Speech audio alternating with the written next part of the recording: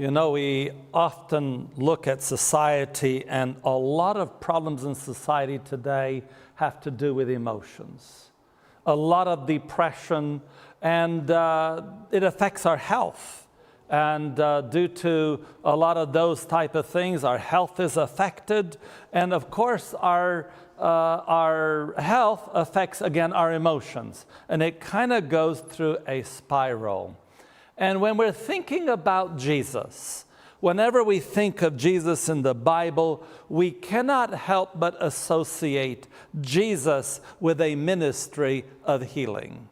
It's not just preaching. He would be preaching, and at the same time, he would be healing. And we cannot disassociate our health with a spiritual message.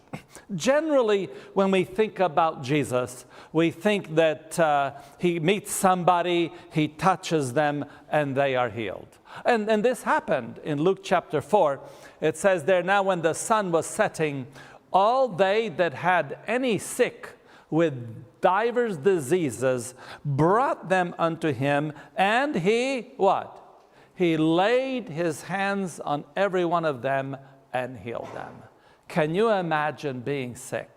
And as you are sick, Jesus comes there, touches you, and all of a sudden you are well. Wouldn't that be something amazing?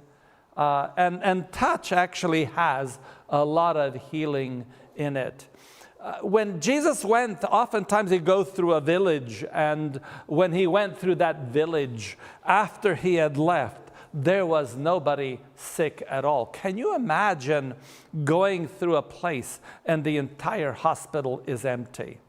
In Mark 6, it says, and whithersoever he entered into villages or cities or country, they laid the sick in the streets and besought him that they might touch, if it were but the border of his garments, and as many as touched him were made whole. Can you imagine, not just, they got it to such a place, can you imagine just touching a garment and suddenly you are made whole? When we look at our ministry as a church, sometimes we wonder, why is it that we got many health programs? Everything is related with the health program, even every day. Why do we have lunch out there? Why is it that we have lunch? Yes, we have a lunch because it is also a social environment.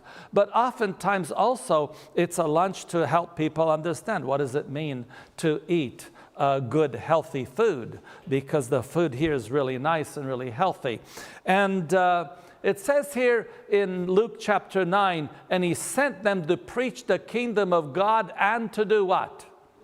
And to heal the sick. That is actually part of it. When you are talking to somebody and you're trying to visit them and give them a Bible study and they are sick, what can you do? I've been many times in somebody's home. I come there for a visit and they are sick. Okay, can they sit there and talk to you while they're sick?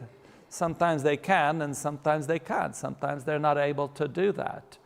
Sometimes you have to do something. I remember when I was first working as a Bible worker in Maryland, I went to Washington, D.C., and one of the homes there, the man was sick.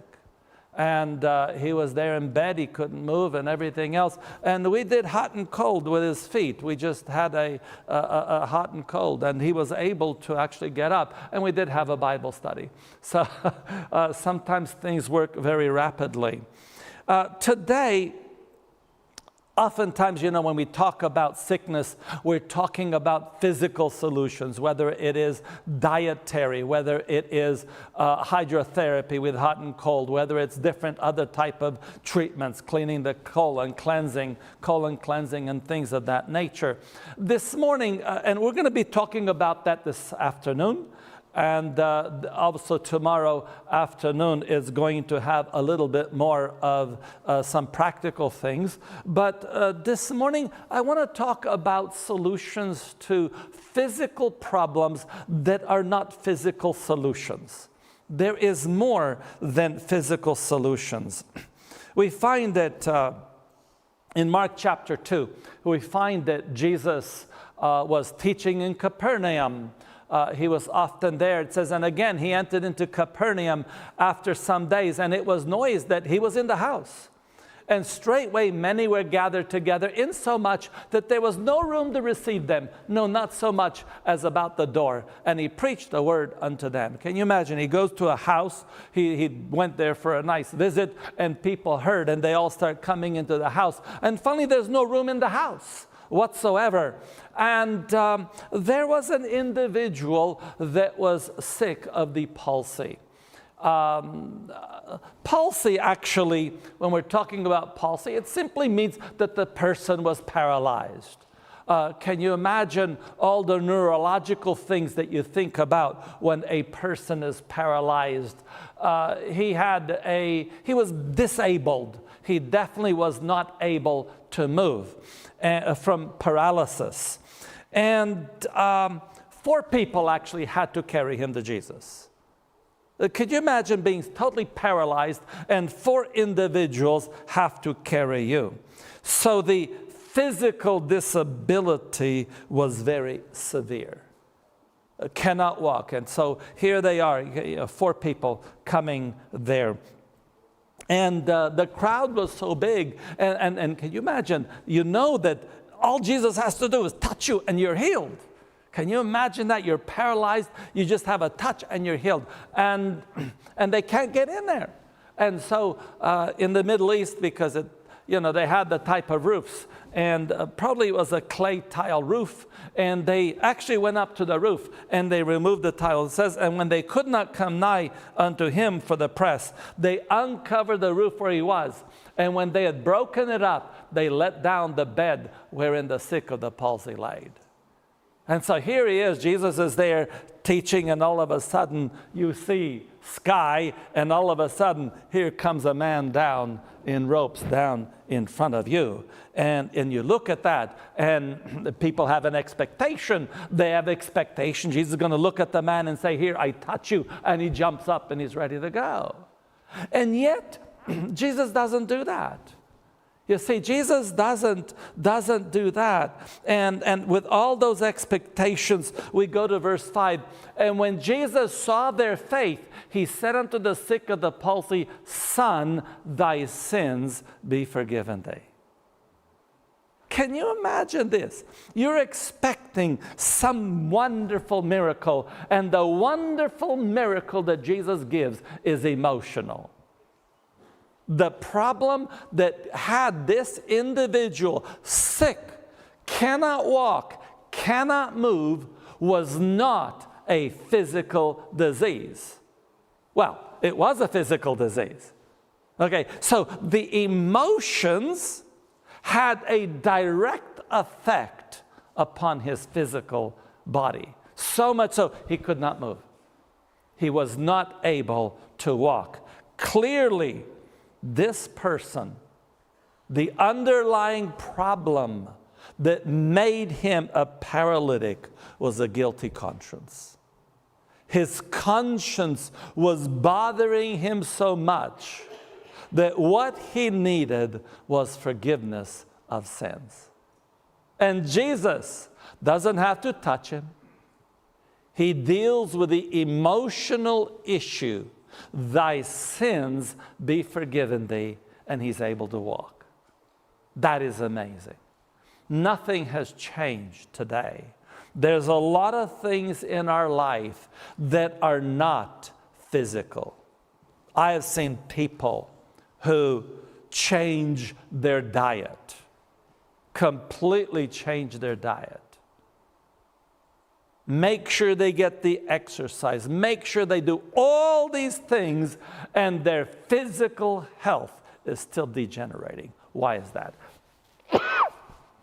Because the issues are emotional rather than physical.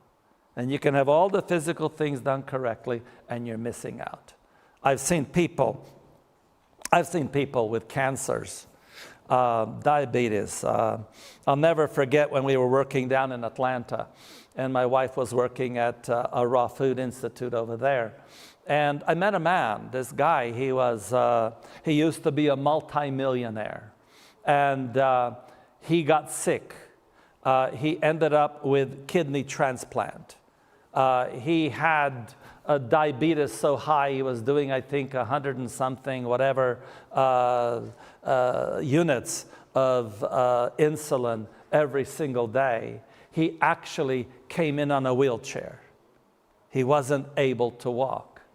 And within 3 days at that place, he was no longer on insulin. Within a week, he could walk.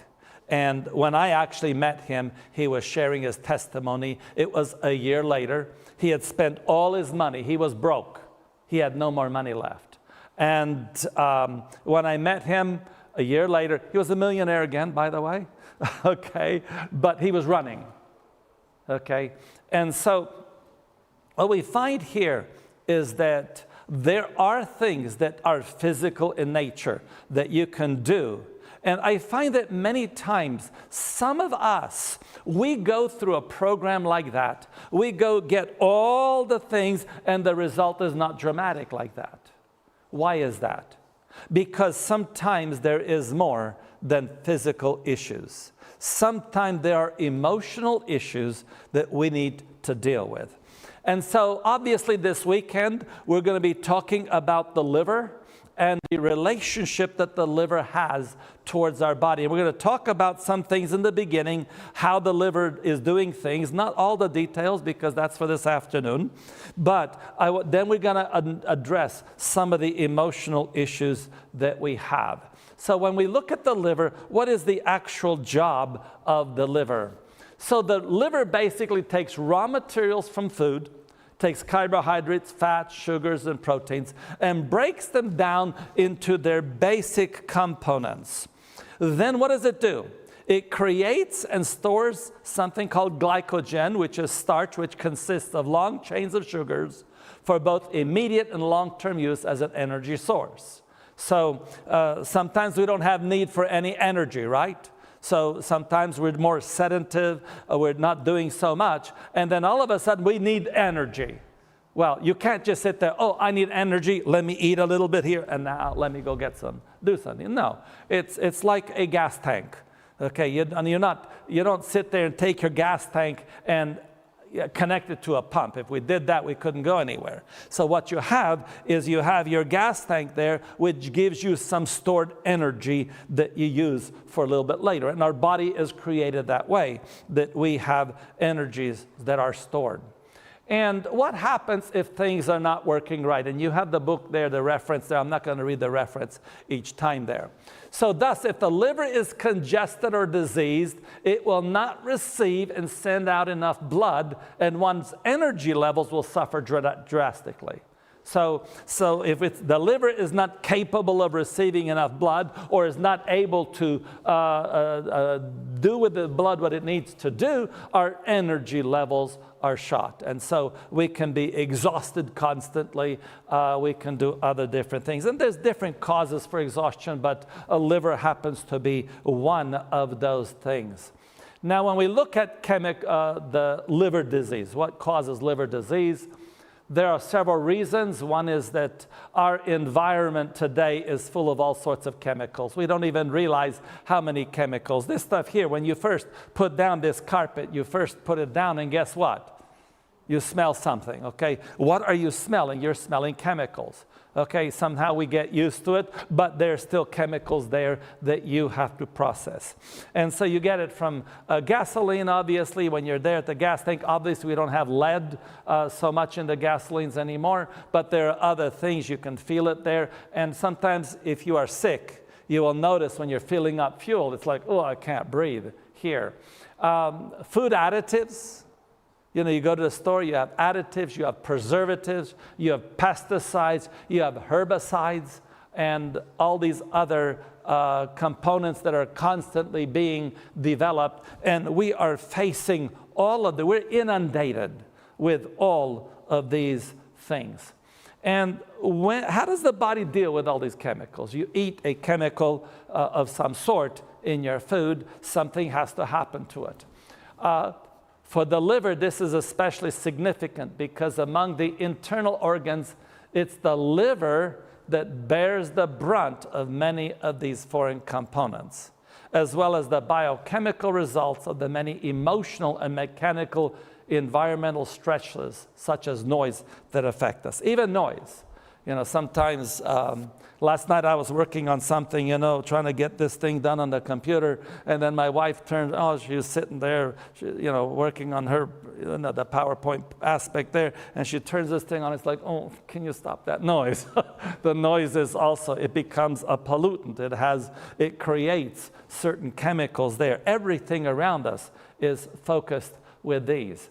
And the liver does this, does the breaking down of all these chemical components. Blood purification also depends upon the proper functioning of all the eliminative organs in the body. The skin, for instance, eliminates large quantities of toxins through sweating.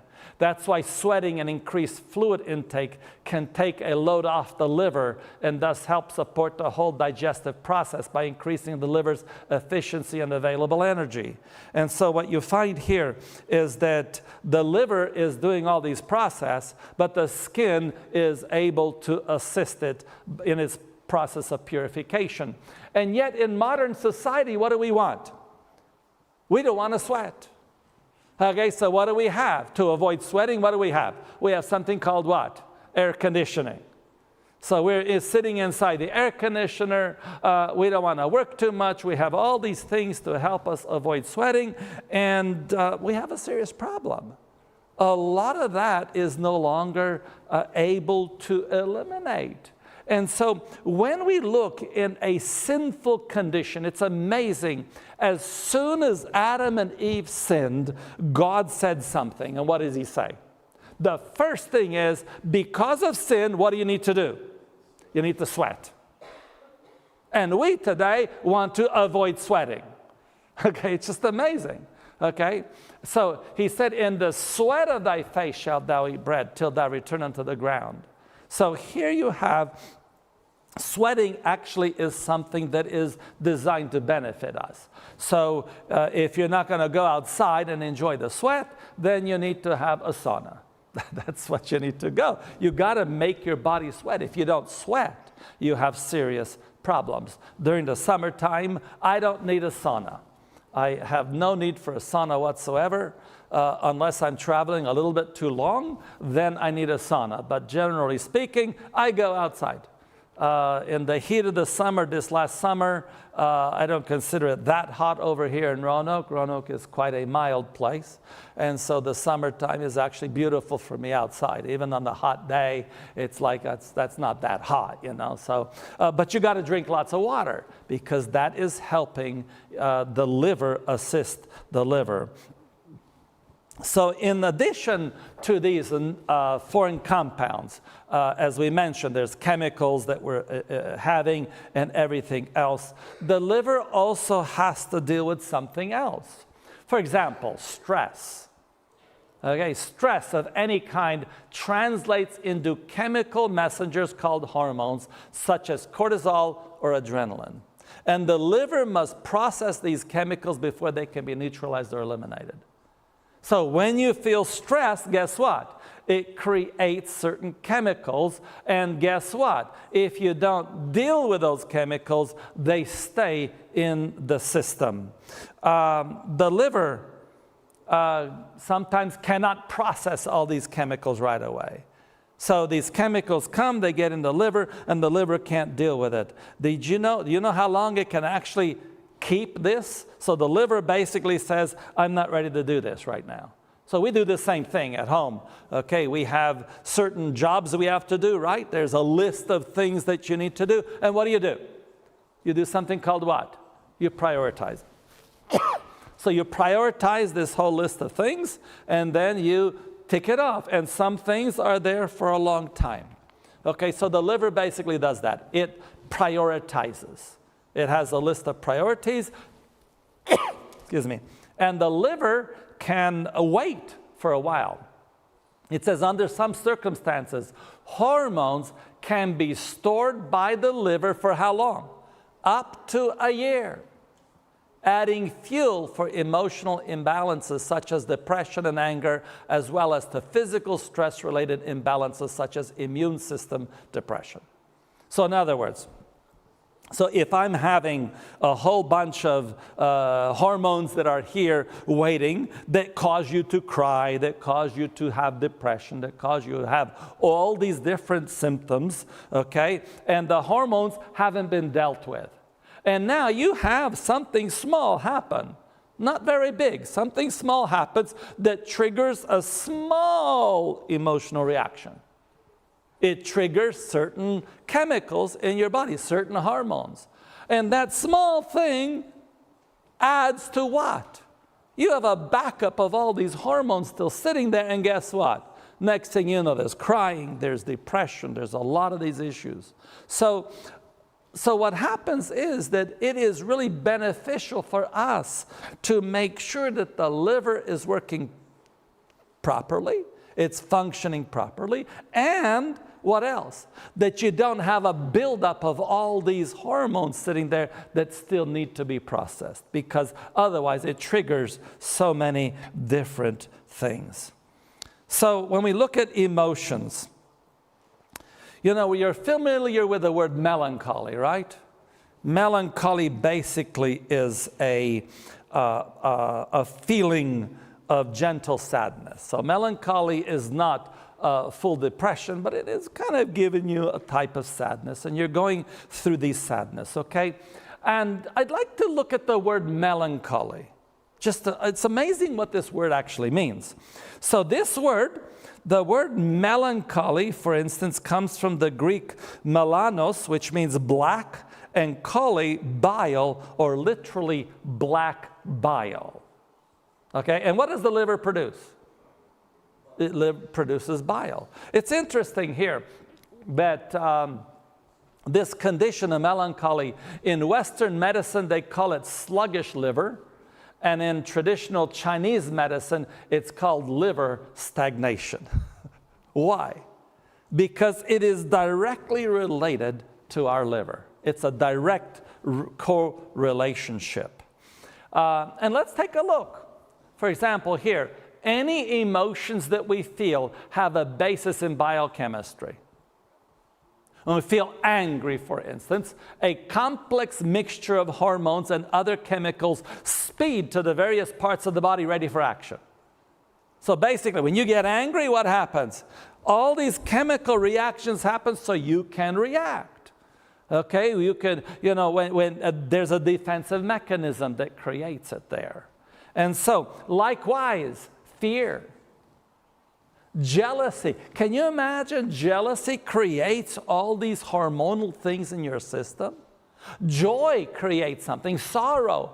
All our other emotions have a corresponding chemical reality which can create profound changes in our bodies. So every single one of these things, they have a direct relationship that produces chemicals in our bodies. And depending on the strength and duration of the emotions, these changes can more or less determine one's character and outlook on life. And this is why, you know, sometimes something as simple, sometimes a person accepts Jesus Christ as their personal Savior. And together with that, they change their diet, and suddenly their character changes. Why? Because they are actually related. Again, how does this taken by the body? So, an important function of the liver, which is beginning to be understood more and more, is its role in transforming and removing excess hormones from the body, from the blood. That's one of the main works of the liver. So the liver, basically, there's excess hormones. You need some hormones in your blood and all these other things, but there's excess, okay? So here your blood comes into the liver, and it has all these hormonal things in there, and what does it do? It removes those hormones so we can be what we call normal. Yes, so we can have a normal experience. And in a normal experience, emotions happen, and what do? You deal with those emotions. There's not long-term problems as a result. So what happens if your liver is diseased? Well, when the liver is diseased or is functioning poorly, its ability to do this is impaired. Emotional states that should come and go easily stay around far longer than necessary. If one's environment is full of negative emotions or any excessive emotions, this burdens the liver. So if you are going through things, much longer, and your liver is now not functioning properly, what happens? Something that should make you cry sometimes you have to cry, so you cry for a few moments, it's over. But what happens if you're crying for days? Why? Because this hasn't been addressed. So when you look at expressions of anger, so you see a person gets very angry, he expresses his anger, he gets mad, you know that there are a lot of emotions going over there and everything else. It's producing a lot of chemicals inside the blood and everything else, And there's another element here. There's another emotion that actually looks a little bit more quieter, but it's producing just as bad. And in Proverbs 27, wrath is cruel and anger is outrageous, but who is able to stand before what? Envy. Envy is another emotion, and envy creates a lot of things. And this is why, when you read the Bible and it tells you all these things against envy and everything else, and yet we don't learn our lessons. If somebody is angry, we can easily say, oh, that person's angry, that person's not a Christian, he's all these other stuff. And envy is not something that you see. But envy is creating a lot of the same problems. Estrogen is a normal hormone in a woman's body. What happens if she has too much estrogen? Currently PMS is being linked to excess estrogen, a steroid hormone. Again, it is the liver's job to do what? To clear away any excess estrogen circulating through the body. However, if the body produces too much estrogen, the liver may not be able to keep up with its job, resulting in PMS symptoms such as depression, cramps, headaches, fatigues, or even more serious problems. So again, it goes back to the liver. So what happens if a woman is not prepared to deal with some chemical imbalances? What happens then? It's interesting in Proverbs 21, it is better to dwell in the wilderness than with a contentious and an angry woman. Yeah, it's better to go away completely, altogether out of this environment than to deal with that. Now, what if the emotional strain is only for a short time? What happens if your emotions are created, but they're very short? Notice what Jesus says. Verily, verily, I say unto you, that ye shall weep, that's an emotion, right? And lament, but the world shall rejoice. And ye shall be sorrowful, but your sorrow shall be turned into joy. In our Sabbath school lesson, we're studying the life of Christ. And can you imagine, we're here at the crucifixion. Christ gets crucified. That creates what? Emotional sorrow. There's great sorrow and everything else. But by Sunday morning, it's joy. It's short-lived. Imagine if it's for a long period of time. He goes on, a woman when she is in travail had sorrow because her hour is come. But as soon as she is delivered of the child, she remembereth no more the anguish for joy that a man is born into the world.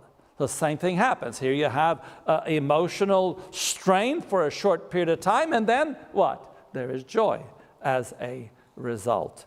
Testosterone is equally as bad. Besides estrogen, testosterone too is metabolized by the liver. Testosterone normally exists in both the male and female bodies and is known to affect levels of aggressiveness and sexual energy. So you have this also needs to be dealt with. And so what happens if a man is not regulating his chemical imbalances?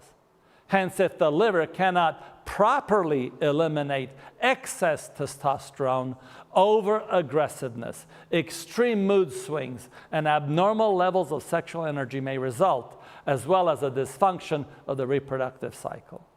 And this is why it's so important for us to take a little bit of time to understand the liver. That's why it's really important for you to be here this afternoon and tomorrow also to learn some practical things, how to deal with this in your personal life. And a person that's actually not dealing with it, that does not know how to deal with this, is foolish. It says, he that is soon angry dealeth foolishly, and a man of wicked devices is hated. You see, this is the reaction there. You see, it affects others. And so therefore it says what? Make no friendship with an angry man, and with a furious man thou shalt not go. Okay, I meet a lot of ladies who are interested in a man who is angry all the time. And they think, oh, he will get over it.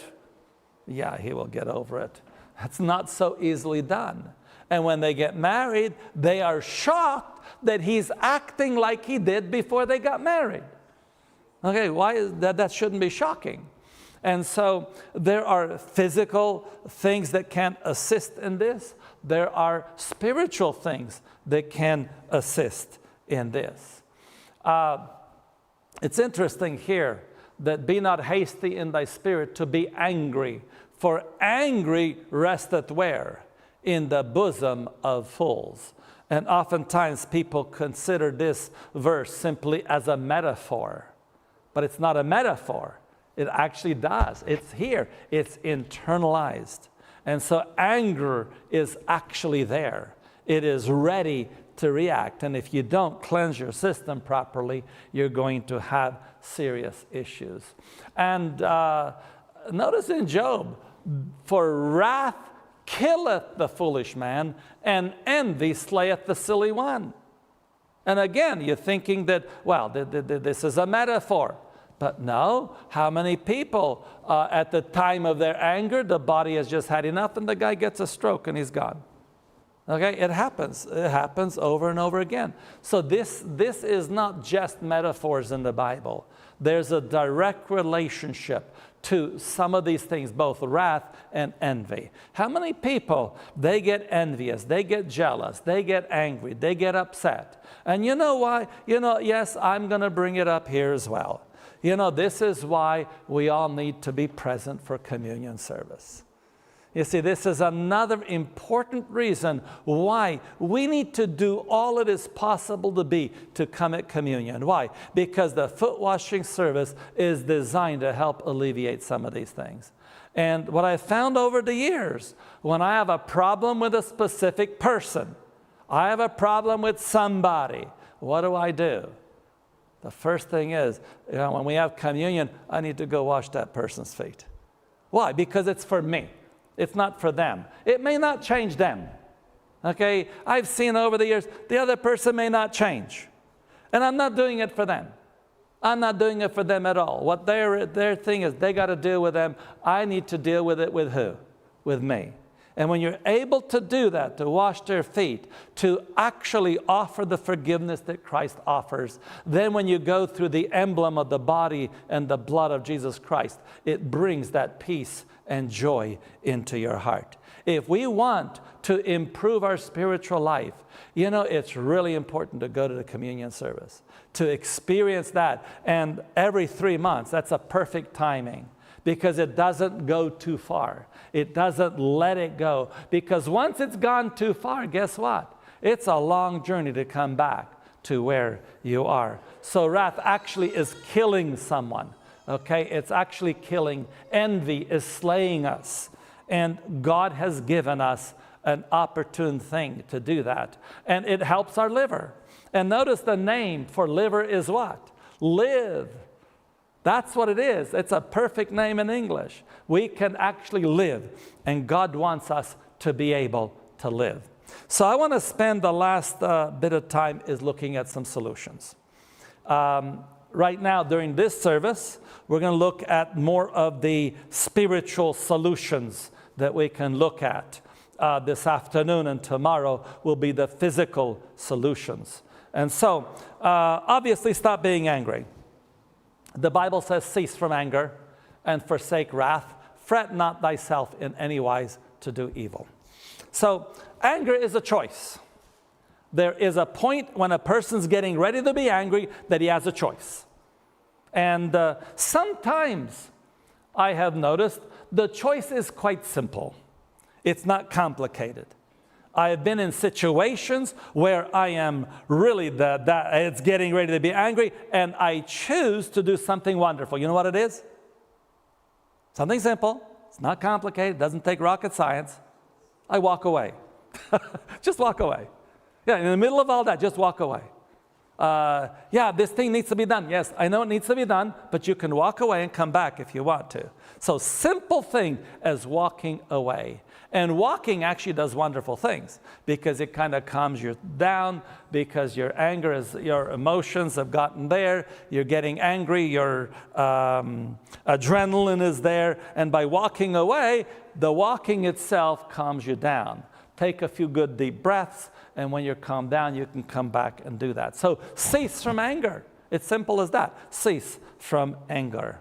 Proverbs 19, verse 11, this is a wonderful thing. The discretion of a man deferreth his anger. What does defer mean? You're ready to be angry and you say, not now, I don't got time for this, let me put it somewhere else. Okay, and notice here, and it is his glory to pass over a transgression. The biggest problem that we face in our emotions is that we meditate on transgressions. You do something bad to me, and what do? I start thinking about it, and thinking about it, and thinking about it, and what happens? You know, I've been in some very terrible situations in my life, just like all of you have, okay? And I've been in some really bad situations, and you are prepared now to start meditating on the transgression that just took place. And what has really helped me a lot is to change my thought conversation. And my normal thought conversation that I change to is a project. Here's this terrible thing. Think of a project, and as you're planning and thinking of the project, guess what? You have forgotten about that thing. And sometimes the more angry I was about to be, the better the project became. Yeah, wonderful projects in my life. I looked back at them. They were created in the environment that there was some injustice or something done. And that's why it says it is his glory to do what? To do what? To pass over a transgression. And there are many different ways. You got to find a way that works for you. For me, like I said, the best thing is start another project. Do something else, or build a house, okay? So maybe it's oftentimes build a house, okay? Change the project direction there and focus on this building. Yeah, sometimes, you know, when we were building our house, you know, here, someone asked Susan, why is it that you guys are building a house? And she said, well, you know, Peter, that's how he gets his energies out and his emotions and all these, deals with problems by building. They said, why such a big house? And she says, he's looking at, there's big problems. And sure enough, it has been big problem. You know, you go there and do what? Focus on your building. So again, find some projects, and it's been other projects, not just those. And even, you know, in the summertime, we do have the youth seminar. That's a very important project. It's another big project. It takes a couple of weeks, a lot of planning for it. And we need to make sure that a lot of you young people, you need to come and join us during that time. It's only 2 weeks. And it's coming up this year in June as well. Make sure that you're there. Bring some of the young friends there to be able to do that. So what do we have to do in order to overlook issues? Because this is the big thing, is how do you overlook? How do you pass over an injustice that's done to you or to anyone else? 1 Peter 4:8, and above all things have fervent charity among yourselves. For charity shall do what? It covers a multitude of sins. Okay, what do you need to be able to overlook something? You need something called what? It's charity. Okay, and I like the word charity. A lot of times the new translations, they change it to the word love. And love, yes, is an emotion, but charity shows something more. Charity adds an action to it. Okay, so charity is not just, I love you. So when you think of a charitable organization, what do you think? They're actually doing something practical. It's not just, I love you. Okay, it's, I love you by, if you're hungry, let me feed you. Okay, let me prepare a meal for you. Let me do something to help you. Okay, let me chop some wood for you. Let me do something. So it involves some type of practical work that involves in it. And so probably the best thing that we need to be praying for is what? Charity. So if you're having some things that you can't deal with, somebody has injured you, and obviously here, this is not an imaginary injury. This is a real injury. Many times we're dealing with imaginary injuries. Okay, someone didn't really injure you. They didn't mean to do it. They weren't even thinking about it. You're fretting away for a whole week because they did one little thing. And they didn't even think about it because that wasn't the intention. But here it's talking about real things. A person does consciously do an injustice. And what does charity do? It covers a multitude of sins. And so that means we need to develop our charitable experiences. And this is why, you know, if you feel injured by somebody, go do something for someone else. I know in my life, whenever I feel down or whatever else, I go visit somebody that needs a visit. You know, go encourage someone else. Go do something for someone. Go do something. Convert that to an action. And then that actually covers a multitude of sins. Besides anger, there are other emotions we got to deal with that have bodily reactions. Let all bitterness. Can you imagine? Bitterness is eating people out. It's just eating them out, and they're suffering, and then they have more sickness, and then they have other things, you know. Keep adding to it. You know, when you're bitter and you have a nice, healthy meal, guess what? That very healthy meal that's designed to help you becomes straight poison.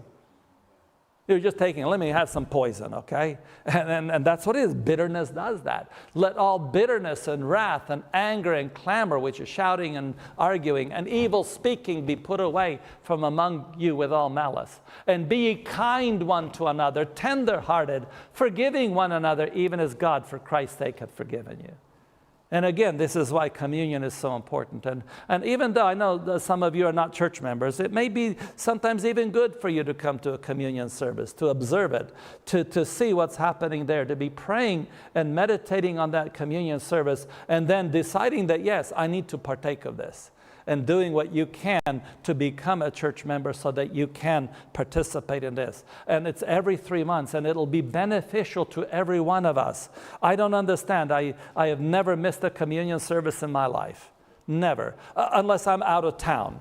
And when I'm out of town, yeah, I also find ways to participate in communion there. We just had communion service Thursday afternoon at a workers' seminar. All the workers gathered together, and we did a really wonderful communion service. And come to find out, so many people are having that intolerance towards gluten that we ended up, we actually mentioned it, and they were all excited about it. And the sister went all the way to Knoxville to buy some teff grain, and then they ground it into flour, and we all had teff communion service the other day. It was so good, I tell you. It was really good bread. But nonetheless, it was good for us as workers. We did it last year for the first time when we had the workers' seminar down in Georgia, and then we did it again this year. It's a wonderful experience that we can have even among ourselves, just among workers, to have that communion service. Another list you find in Colossians. I'm not going to read this list. It's all this stuff. These are all things that are problematic.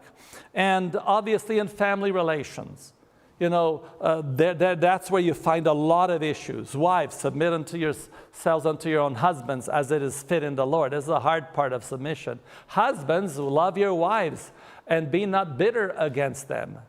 I find a lot of bitterness. Sometimes I just talked to somebody recently and they were just, he said, you know how it is with women. And it's like, obviously, you're not dealing with it very well. Children, obey your parents in all things, for this is well-pleasing unto the Lord. Fathers, provoke not your children to anger, lest they be discouraged. Servants, obey in all things. And it goes on down and gives you the list. The thing that really helps in all of this especially is prayer. Prayer is the wonderful thing that is able to lead us to calm things down, to genuinely surrender our issues, our emotions to Jesus Christ. That's a wonderful thing that can really be beneficial. And this is why, in Romans 12, it goes on, recompense to no man evil for evil. This is, in the world, they want tit for tat, and that's not going to benefit you. It actually creates your emotions. Live peaceably with all men. Avenge not yourselves. So if your enemy hunger, verse 20, feed him. If he thirst, give him drink.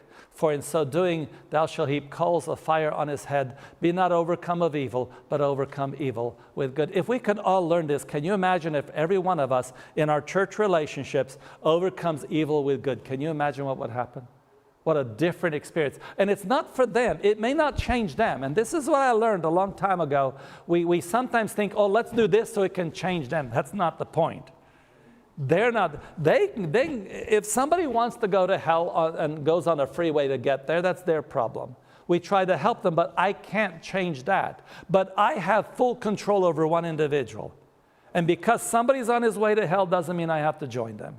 Okay, how do you do that? You overcome evil with good. This is what you do. This is the biblical recipe. And the sooner that we as Christians learn this, the better our experience will be. And that's why, be ye angry and sin not. Let not the sun go down upon your wrath. Sometimes we do need that emotion. Moses had that emotion coming down from Mount Sinai, but he didn't let the sun go down on his wrath. It's interesting here in Matthew 21, it mentions there, ye have heard that it was said by them of old time, thou shalt not kill, and whosoever shall kill shall be in danger of the judgment. But I say unto you that whosoever is angry with his brother without a cause shall be in danger of the judgment. And again, we just read how to deal with it. Even if you have a cause, you should not be angry like that because it's going to affect you. So what do? And whosoever shall say to his brother, Raca, shall be in danger of the council. But whosoever shall say, thou fool, shall be in danger of hellfire. Now notice this, verse 23. Therefore, if thou bring thy gift to the altar, so here you're coming to church and it's time to collect the offering, and you've prepared all this offering, ready to give it into the offering plate there, or you're going to do it online at home or whatever else it says. You're about to put that gift in the altar, and there remembers that thou hast aught thy brother had aught against thee. Leave there thy gift before the altar and go thy way. First be reconciled to thy brother, and then come and offer thy gift. It's again, the Bible shows practical ways to address issues. And other things. Notice here Ezekiel. This is a really good one. And again, when I say unto the wicked, thou shalt surely die, if he turn from his sin and do that which is lawful in his sight, and notice part of it is what? If the wicked do what? Restore the pledge. Give again that he had robbed. Okay, it's not enough just to say, okay, Lord, forgive me, I stole $100 from that person. It's not enough. Okay, there has to be a practical translation. If you want your bodily functions to go back, and this is how you're dealing with your liver, okay? It does by actually giving again that was robbed, it actually helps your emotional state. Okay? Sorrow, exceeding sorrowful unto death, Now, there are also physical things that can be done to help the liver process chemicals. There has to be a physical process, you know. Some years ago, you know, it's 15 years ago now. I remember it as anything. You know, I came back from a camp meeting, and I tell you what, my whole insides was on fire. I didn't know what to do with it. I tried to bear it as long as I could, and I finally went to the emergency room. And in the emergency room, they found nothing. I forget. They gave me morphine, huge doses of morphine, a couple of times, and kept me there overnight. And it didn't stop the pain. And finally, the next day, it kind of calmed things down. And they sent me home, and I stopped eating. I just stopped eating everything. And I did not eat for about 2 or 3 days at all, just drank, and everything calmed down. And then Sabbath afternoon, I didn't go to church. I was really, really in a bad shape. They had a seminar going, and I had to miss church. And I'm sitting there at home, and I thought to myself, you know what, I'm ready to eat something nice. And I made myself something really simple. I made myself a salad. Okay, just a simple salad with a couple of pieces of bread. And I ate that, and it just lit the fire. Like, what on earth is this? The dressing, all it was olive oil, lemon juice, and a bit of salt. That's all I had in the dressing. And my body went on fire. And they told me not to come back to the emergency room until I see my doctor. Well, I don't have a doctor. So on Sunday, at 1 o'clock, they had at the hospital there, they actually have a section that if you don't have a doctor, you go there. And so I went over there, and they were going to do all these tests and everything else to figure it out. And one of the doctors that had seen me the previous week, he looked at me and says, "Oh, no, that's the wrong test." And he told them what test to give. And they went ahead, and my gallbladder was on fire. I had serious stones there. And they scheduled me immediately for surgery. They said, look, you are very fortunate today. The operating room is ready. You can go ahead and do that surgery immediately. That's the way to take care of it. And I looked at the guy, a doctor, and I said, well, you know, I think I'm too young to start losing body parts. And he explained, that's not needed. You don't even need a gallbladder. I said, well, I don't think God created something that I don't need. I figure I still need that thing, okay? And, you know, when I went to missionary school, I remember Brother McDonald giving us a program for cleansing the gallbladder and liver. And I thought to myself, you know, I'm going to have to go find that recipe, how to do it. It must be in my notes somewhere. And I told my wife, and she told me, well, you won't believe this, but on your last trip to America, I had ordered a book on cleansing the liver and the gallbladder. And so she brought it to me in the hospital. I was still there. They didn't discharge me. I said, I need to go. And they said, no, we still have to do all this paperwork and everything else. You can't leave. And the nurse tried to convince me also to have the surgery. And when I told her I'm not going to do that, and she said, she said, don't worry, I understand that too. She says, I wouldn't either. Anyway, I'm reading the book. She said, oh, what you reading there? I told her contraband. Okay. So I started the program right away, immediately there. And, you know, it was amazing. We went through the program. It takes about 6 days to go through the program. And, you know, as a result, you know, there's some of the stones that came out. I was collecting them back in those days. You can see that big one over there that was pretty big, almost as big as a thumb. And I went through and I cleansed that thing. Now, I know a lot of people say this doesn't work.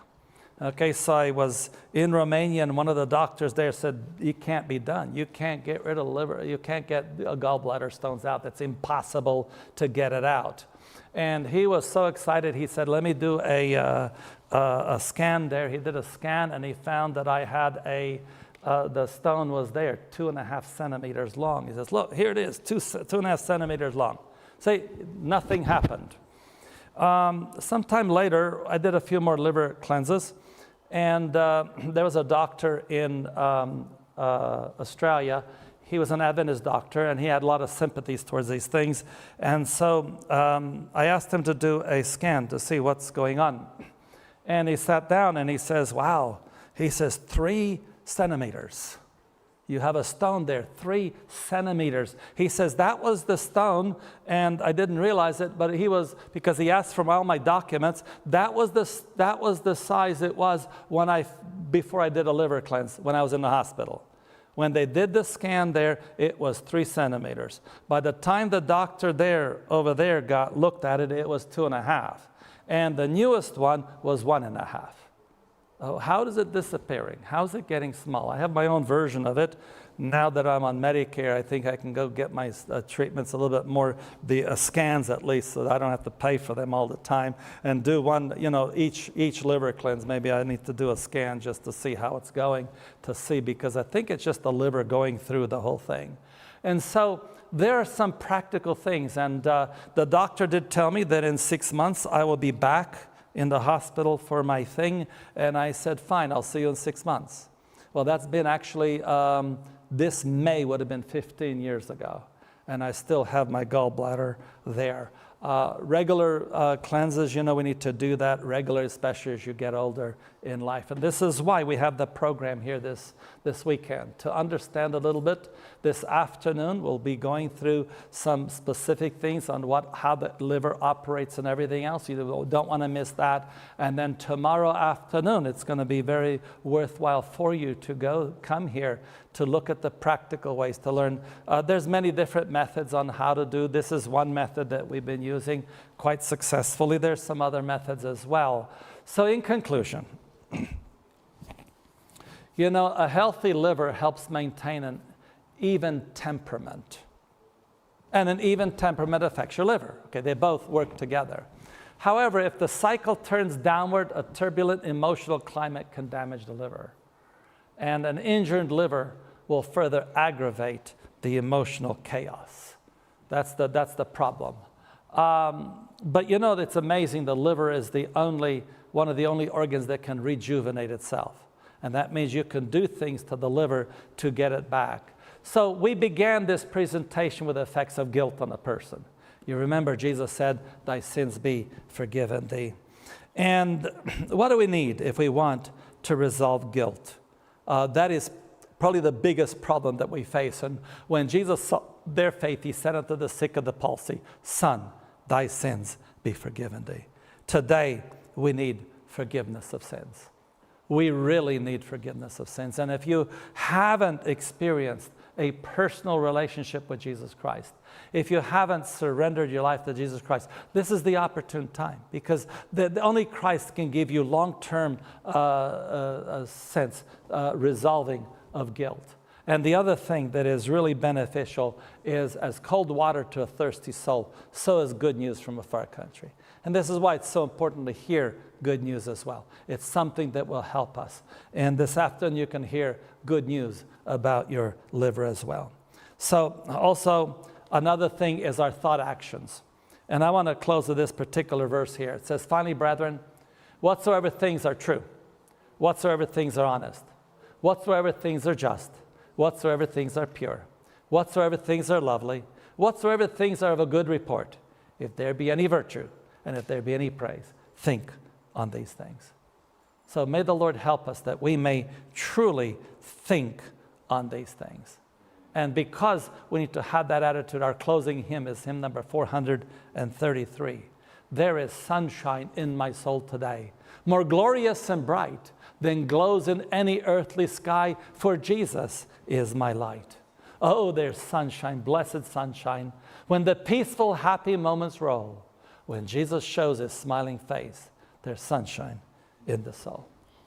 Hymn number 433.